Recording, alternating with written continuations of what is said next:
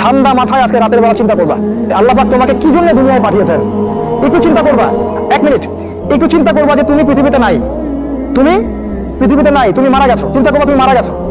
এরপর চিন্তা করবা তুমি যে মারা গেছো পৃথিবীর কারো কোনো সমস্যা হচ্ছে কিনা। তুমি যে মারা গেছো পৃথিবী কি থেমে আছে?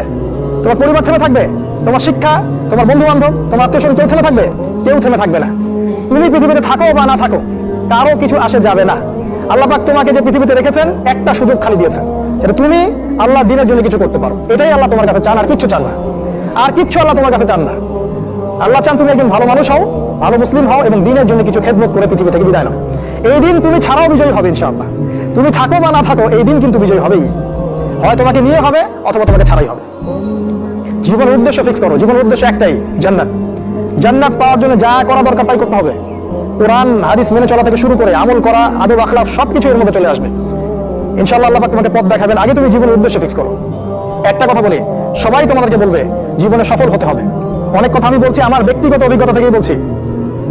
আল্লাহ পাক আলহামদুলিল্লাহ ফার্স্ট সেকেন্ড ছাড়া রেজাল্ট আমাদের হতো না। যখন থেকে আমরা বুঝতে পেরেছি যে ট্র্যাকে আমরা যাচ্ছি সে ট্র্যাকটা ভুল, সে ট্র্যাকটা ভুল, এই বুঝটা যখন থেকে আসছে আমাদের মধ্যে, আমরা চেষ্টা করছি অন্যদেরকে আমাদের শিক্ষা দিয়ে সচেতন করার জন্য। আমরাও ভুল করেছি, ভুলের উপর ভুল করেছি। আল্লাহ পাক যেন মাফ করেন। আল্লাহুম্মা আমিন। সাফল্যের সংজ্ঞা শেখানো হতো আমাদেরকে পরিবার থেকে। সফল হতে হবে বাবা, নিজের পায়ে দাঁড়াতে হবে, বাবাকে দেখতে হবে, মাকে দেখতে হবে, অমুক তমুক ইত্যাদি ইত্যাদি। বিয়ে করবি কি নিয়ে, তোর তো কিছুই নাই, বলে না কথাগুলো আপনাদেরকে। চাকরি বাকরি করতে হবে, প্রতিষ্ঠিত হতে হবে। শোনো, সাফল্যের একটা সংজ্ঞা দিয়েছেন আল্লাহ কোরআনে, একটাই সংজ্ঞা, সূরা আল ইমরানের মধ্যে আছে। আজকে আমি সব ডিটেইলস বলার সময় পাচ্ছি না। সূরা আল ইমরানের মধ্যে আছে কুল্লু নাফসিন যায়িকাতুল মাউত, প্রত্যেকটা নফস মারা যাবে এবং কিয়ামতের মাঠে তাদের পুরোপুরি প্রতিদান তাদেরকে দেয়া হবে। এখানে আল্লাহ সাফল্যের সংজ্ঞা দিয়েছেন, ফামান যুহজিহা আনিন নার ওয়া উদখিলাল জান্নাহ ফাকাদ ফাজ। ওই দিন কিয়ামতের মাঠে যাকে জাহান্নাম থেকে বাঁচানো হবে আর জান্নাতে প্রবেশ করানো হবে, ফাকাদ ফাজা, এই ব্যক্তি হচ্ছে সফল। সাফল্যের সংজ্ঞা কোথায় পেলেন? যদি আমরা জাহান্নাম থেকে বাঁচতে পারি প্রত্যেক ব্যক্তি এবং জান্নাতে যেতে পারি, সেই সফল। এছাড়া কেউই সফল না। এই পৃথিবীর কেউই সফল না, কেউ না। সে যত বড় রাষ্ট্রনেতা হোক, পণ্ডিত হোক, বিজ্ঞ হোক, পণ্ডিত কে হয় হোক, যার দাপটে সারা বিশ্ব কাঁপে, এও সফল না যদি না সে জান্নাতে যেতে পারে। কিন্তু একজন ভ্যান চালক, এক রিক্সা চালক, এক আমার ওই গরিব চাচা, ওই কৃষক, সে যদি হিসাব দিয়ে জান্নাতে যেতে পারে, সে সফল। তিনি সফল, তিনি আল্লাহর কাছে পছন্দের বান্দা। অতএব জীবনের উদ্দেশ্যটাকে ঠিক করে ফেলো, এটা প্রথম কাজ। দ্বিতীয় কাজ, তোমাকে জ্ঞান অর্জন করতে হবে। দ্বিতীয় কাজ, কিসের জ্ঞান অর্জন করবে? যে জ্ঞান তোমাকে আল্লাহর দিকে নিয়ে আসবে সেই জ্ঞান অর্জন করতে হবে।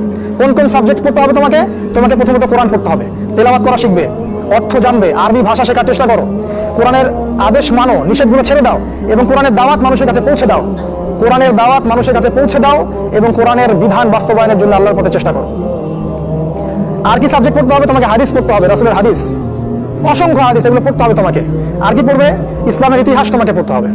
ইসলামের ইতিহাস জানবে না তাহলে হীনমন্য জাতি হবে। তুমি জানবেই না তোমার এই বাপ দাদারা ছিল সিংহ পুরুষ, তুমি জানবেই না।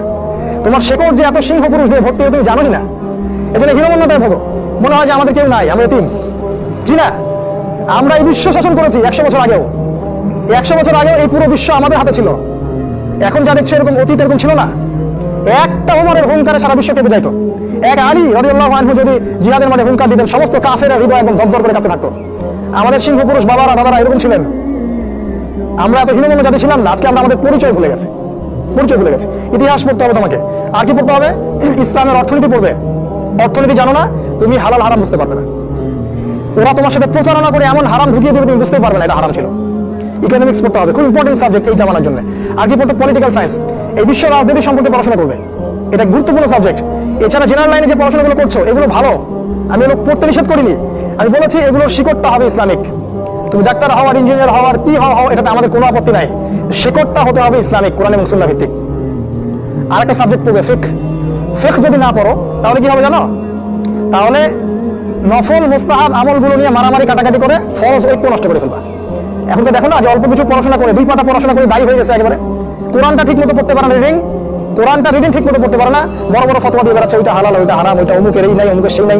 হচ্ছে না এটা ফিকহ না জানার কারণে হচ্ছে। ফিকহের বুঝ কঠিন বুঝ, গভীর বুঝ। এই জন্য ইমাম আবু হানিফা থেকে শুরু করে যত ফকিহ ছিলেন সবাইকে ভক্তি, শ্রদ্ধা, সম্মান করতে শিখো।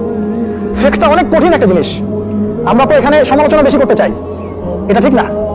এই ফিকহের জ্ঞান না থাকলে তুমি কোনটা ফরজ, কোনটাকে বেশি গুরুত্ব দেওয়া লাগবে, কোনটা নফল, কোনটাকে মুস্তাহাব কোনটা, ওয়াজিব পর্যায়ের কোনটা, সুন্নতে মুআক্কাদা কোনটা কি সব বুঝতে পারবে না। আর না বুঝতে পারলে তুমি কি করবা, যে বিষয়ে ছাড় দেওয়া যেত সেটাকে ছাড় না দিয়ে তুমি বড় বড় জিনিসগুলোকে ভেঙে ফেলবা। খেয়াল করে দেখবেন ছোট ছোট মাসআলাগুলোকে নিয়ে, যেগুলো ইখতিলাফি মাসআলা, যেগুলো নিয়ে সাহাবায়ে কেরামদের মধ্যে দ্বিমত ছিল, এগুলোকে নিয়ে বাংলাদেশের শত শত দল হয়ে গেছে। হয় নাই? কোন দল কি বলেছে আল্লাহ নাই? কোন দল বলে যে রাসূল নাই, কোরআন নাই, আমাদের কিবলা আলাদা, এটা বলে? সবার আল্লাহ এক, রাসূল এক, কিবলা এক, কোরআন এক, সুন্নাহ এক, সব এক। তাহলে এতগুলো বল কেন হলো? ওই যে সংকীর্ণ মানসিকতা এবং এই ফিকহের বুঝ না থাকার কারণে হচ্ছে। তাই ফিকটা পড়বে, না হলে তোমার দ্বারা উপকার না হয় উম্মার ক্ষতি হয়ে যাবে। তোমার দ্বারা উপকার না হয় উম্মার ক্ষতি হয়ে যাবে। আর দু একটা সাবজেক্ট বলছি, জিও পলিটিক্স, ভূ রাজনৈতিক প্রেক্ষাপটটা পড়তে হবে তোমাকে।